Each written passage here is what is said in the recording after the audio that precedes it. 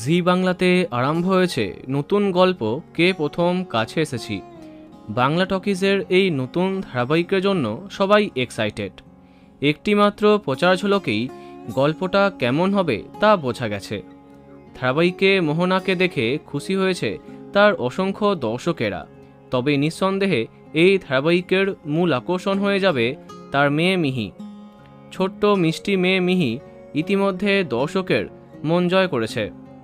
বাস্তব জীবনে মিহি চরিত্রাভিনেত্রী বেশ জনপ্রিয়, অনেকেই তার পরিচয় জানে।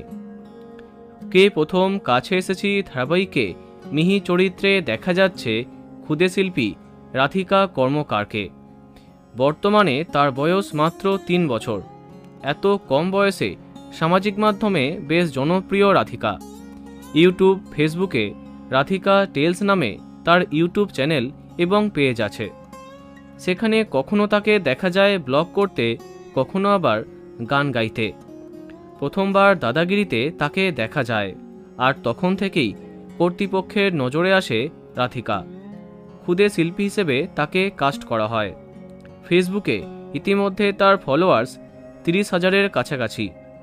তার মায়ের নাম সুস্মিতা কর্মকার আর বাবার নাম সানি কর্মকার। তিনি একজন মিউজিক ডিরেক্টর এবং গিটারিস্ট।